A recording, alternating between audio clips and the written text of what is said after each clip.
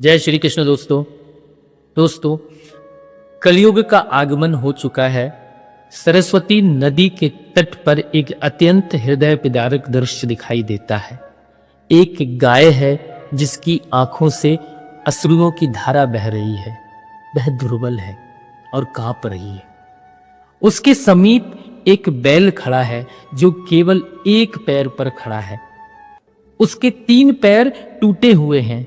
वह बैल साक्षात धर्म है और वह गाय स्वयं धरती माता है।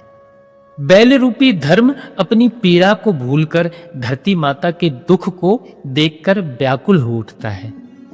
वह पूछता है, हे कल्याणी, तुम इतनी मलिन और कांतिहीन क्यों हो गई हो? पृथ्वी सिसकते हुए कहती है कि हे धर्म, तुम तो सर्वज्ञ हो। तुमने जो कहा वही सत्य है। तुम स्वयं भगवान के अंश हो। पहले तुम चारों चरणों से मुझ पर विराजते थे, तब मैं सुख और संतोष से भरी थी। भगवान श्री कृष्ण के रहने से मुझ में सत्य, त्याग, सरलता और तेज जैसे दिव्य गुण निवास करते थे। पर जैसे ही प्रभु अंतर्ध्यान हुए, कलयुग ने मुझे घेर लिया। अब मेरे हृदय पर केवल अधर्म और दुख का बोझ है। पृथ्वी माता कहती हैं कि हे धर्म, जिनमें ये गुण सदा निवास करते हैं और जिन्हें वे कभी नहीं छोड़ते, वे लक्ष्मीपति भगवान श्री कृष्ण अब अपने धाम चले गए हैं। उनके गुणों का अंत तो ब्रह्मा जी भी नहीं पा सकते, पर जो मुख्य हैं वो मैं तुमसे कहती हूं। सत्यम शौचम दया शांति त्यागः संतोष आर्जवम।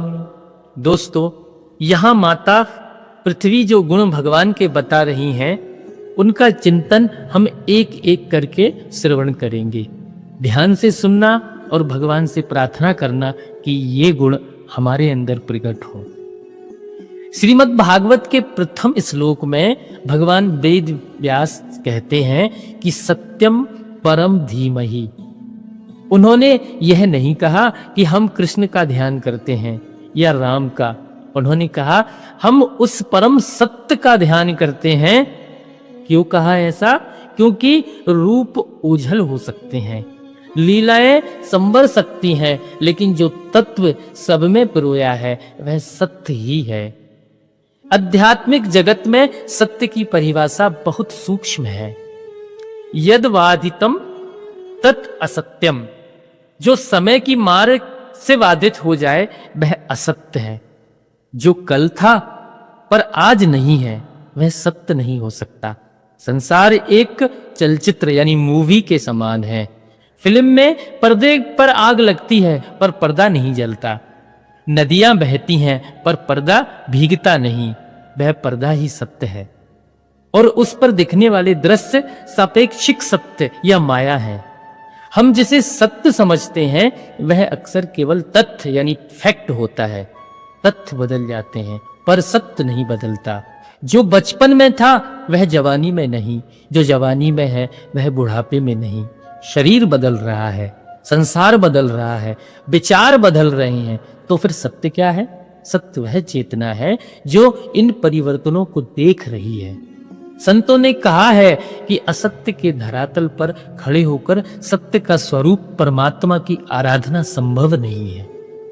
जैसे गंदे आसन पर देवता नहीं बिठाए जाते, वैसे ही झूठ से सनी जीव पर कृष्ण नाम नहीं ठहरता।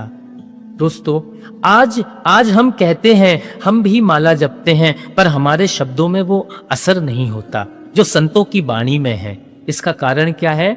जब हम बिना कारण झूठ बोलते हैं, चतुराई करते हैं, कुटिलता करते हैं, तो हमारी वाणी का ओज नष्ट हो जाता है। सत्य केवल एक नैतिक गुण नहीं, वह एक ऊर्जा यानी एनर्जी है। तभी तो संत कहते हैं कि साच बराबर तप नहीं, झूठ बराबर पाप, जाके हृदय साच है, ताके हृदय आप। जिसके भीतर सत्य प्रतिष्ठित हो गया उसकी वाणी सिद्ध हो जाती है। वह जो कहता है प्रकृति उसे सत्य करने के लिए बाध्य हो जाती है। हमारे संतों ने कहा कि जीव पर सरस्वती का वास तब होता है जब वह सत्य से पवित्र होती है। आज के युग में हम सफेद झूठ बोलने में माहिर हैं। हम इसे मैनेजमेंट कहते हैं, लेकिन याद रखिए हर असत्य आपके आध्यात्मिक बैंक बैलेंस को कम कर रहा है। जब आप झूठ बोलते हैं तो आपके दिमाग और आत्मा के बीच एक विच्छेद पैदा होता है। आप दो व्यक्तियों में बट जाते हैं, एक वह जो आप हैं और एक वह जो आप दिखा रहे हैं। इस द्वैत में ऊर्जा नष्ट होती है। यही कारण है कि आज का मनुष्य थका हुआ है। वह 24 घंटे एक झूठ के मुखौटे को पकड़े हुए है। सत्य वचन मुख बोलिए पर निंदा तज दे, ताके हृदय बसे प्रभु जो साच गहिले। दोस्तों, प्राचीन काल में एक महात्मा थे जिनका नाम था सत्यतपा। उन्होंने 12 वर्ष तक केवल एक ही साधना की कि मैं जो भी देखूंगा सत्य कहूंगा और सत्य ही विचारूंगा। उनकी सत्य निष्ठा इतनी बढ़ गई कि उनकी कुटिया के चारों ओर एक दिव्य प्रकाश का घेरा रहने लगा। एक दिन एक प्यासा और लहूलुहान हिरन दौड़ता हुआ आया और उनकी कुटिया के भीतर बने घास के ढेर में छिप गया। कुछ ही क्षणों बाद एक शिकारी धनुष बाण लेकर वहां पहुंचा। शिकारी बड़ा क्रूर था। उसने महात्मा के पैर छुए और पूछा, महाराज, एक हिरन इधर आया है, मैंने उसे तीर मारा था, वह कहाँ है? यदि वह मुझे नहीं मिला तो मेरे बच्चे भूखे मर जाएंगे। महात्मा संकट में पड़ गए। यदि कहते हैं कि हिरण यहां है तो जीव की हत्या होती है, और यदि कहते हैं कि नहीं है तो जीवन भर का सत्य व्रत टूटता है। इस धर्म संकट के क्षण में महात्मा ने अपनी आंखें बंद कर लीं। उन्होंने देखा कि सत्य केवल शब्दों में नहीं, अस्तित्व में है।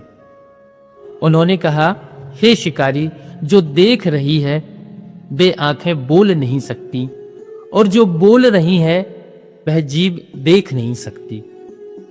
तू मुझसे वह पूछ रहा है जो मैं बता नहीं सकता, और मैं वह बता रहा हूं जो तू समझ नहीं सकता। दोस्तों, इस उत्तर के पीछे का रहस्य समझिए। महात्मा ने अपनी चेतना को दृष्टा भाव में स्थिर कर लिया। उन्होंने कर्ता होने का अहंकार छोड़ दिया। शिकारी उनकी वाणी के प्रभाव और इस रहस्यमयी सत्य से इतना प्रभावित हुआ कि उसके हाथ से धनुष छूट गया। उसका हृदय परिवर्तित हो गया। उसे बोध हुआ कि वह एक नश्वर शरीर हिरण के पीछे भाग रहा था, जबकि उसके सामने साक्षात सत्य खड़ा था। सत्य जब करुणा के साथ मिलता है तो वह धर्म बन जाता है। केवल कोरा सच बोलना तथ्य है, लेकिन सत्य को परमात्मा के बोध के साथ बोलना सिद्धि है। आज के युग में मनुष्य झूठ बोलने को स्मार्टनेस समझता है। वह कहता है कि बिना झूठ के व्यापार नहीं चलता। पर विचार कीजिए, क्या हम उस धन से सुख खरीद पाए? नहीं, क्योंकि असत्य मन में एक शोक पैदा करता है। झूठ बोलने वाला व्यक्ति हमेशा भयभीत रहता है कि कहीं उसका रहस्य खुल ना जाए। जब तक आप भीतर कुछ और बाहर कुछ और हैं, तब तक आप विभक्त हैं, और जो विभक्त है वह भक्त कैसे हो सकता है? भक्त होने की पहली शर्त है अखंड होना। जो मन में है वही वचन में हो। दोस्तों, संत कहते हैं कि हमारा अहंकार ही सबसे बड़ा झूठ है। हम मानते हैं कि मैं शरीर हूं, मैं करता हूं। यही मूल असत्य है। जिस दिन यह बोध हो जाए कि ना हम करता, हरि ही करता, मैं नहीं हरि ही करने वाला है, उसी दिन हम परम सत्य में प्रतिष्ठित हो जाते हैं। संतों ने कहा है, साचे को साचा मिले, साचे साची प्रीत, साचे को साचा मिले, यह धर्म की रीत। भगवान कृष्ण को सत्य संकल्प कहा जाता है। वे जो संकल्प करते हैं वह होकर रहता है। क्यों? क्योंकि उनके संकल्प और अस्तित्व के बीच कोई पर्दा नहीं है। हमारा संकल्प इसलिए पूरा नहीं होता क्योंकि हमारे भीतर विरोधाभास है। हम ऊपर से कुछ और चाहते हैं, नीचे से कुछ और। दोस्तों, सत्य की साधना के 3 चरण हैं। मानसिक सत्य, स्वयं को धोखा ना देना, अपनी वासनाओं और दोषों को स्वीकार करना। वाचिक सत्य, प्रिय और हितकारी सच बोलना। और तीसरा है कायिक सत्य। आज का मनुष्य स्मार्ट बनने की होड़ में अपनी सादगी खो चुका है। सादगी ही सत्य का बाहरी रूप है। जो सरल है वही सत्य के निकट है। जटिलता हमेशा असत्य से पैदा होती है। एक झूठ को छुपाने के लिए 100 झूठ बोलने पड़ते हैं, यही जटिलता है। सच बोलने के लिए कुछ याद नहीं रखना पड़ता, यह सरलता है। दोस्तों, कलयुग में धर्म के 3 पैर सौच, दया, तप टूट चुके हैं। अब केवल एक पैर बचा है, सत्य। यदि आपने सत्य को पकड़ लिया तो धर्म के बाकी तीनों पैर अपने आप जुड़ जाएंगे। सत्य बोलने का अर्थ केवल दूसरों को सच बताना नहीं है, बल्कि स्वयं के प्रति ईमानदार होना है। सत्य का अभ्यास मौन से शुरू होता है। जब आप फालतू बोलना बंद करते हैं तो आपकी ऊर्जा भीतर की ओर मुड़ती है। फिर आपको पता चलता है कि यह सारा संसार एक पर्दे की तरह है और इसके पीछे जो सत्ता छिपी है वही एकमात्र सत्य है। आज से संकल्प लें कि कम से कम दिन में 1 घंटा ऐसा रखें जब आप न केवल वाणी से बल्कि मन से भी कोई असत्य विचार नहीं करेंगे। जब भीतर की सफाई होगी तब हृदय के सिंहासन पर सत्य स्वरूप कृष्ण का प्राकट्य होगा। धरती माता इसलिए दुखी है क्योंकि मनुष्य ने सत्य का पल्ला छोड़ दिया। जिस दिन हम पुनः सत्य की राह पर चलेंगे, यह धरा फिर से बैकुंठ बन जाएगी। ब्रज की रज में जब कन्हैया चलते थे तो उनके चरणों से सत्य अंकित होता था। दोस्तों, संत कबीर कहते हैं कि साधु सोई जो सांच को गहे, सत्य की राह कांटों भरी है। सुकरात ने जहर पी लिया पर सत्य नहीं छोड़ा। मीरा ने विष का प्याला स्वीकार किया क्योंकि उनका सत्य गिरधर गोपाल थे, ना कि राणा की लोक लाज। जब आप सत्य पर अड़ जाते हैं तो पूरी प्रकृति आपकी दासी बन जाती है। सत्य नाम कड़वा लगे, झूठी लागे प्रीत, कह कबीर इस जगत में उल्टी देखी रीत। सत्य की प्राप्ति नाम जप और आत्मनिरीक्षण से होती है। जब आप कृष्ण नाम का आश्रय लेते हैं तो नाम स्वयं आपके भीतर की गंदगी को बाहर निकाल देता है। दोस्तों, पृथ्वी माता के रुदन का कारण यही है कि मनुष्य माया यानी असत्य के सत्य माने बैठा है। हम मकान, दुकान और देह को शाश्वत मान रहे हैं, यही हमारा झूठ है। इस सत्संग का सार यह है कि सत्य कोई सूचना नहीं है, सत्य एक स्थिति है। वह स्थिति जहां मैं मिट जाता है और केवल कृष्ण बचता है। सत्य की इस अग्नि में अपने अहंकार को होम कर दीजिए।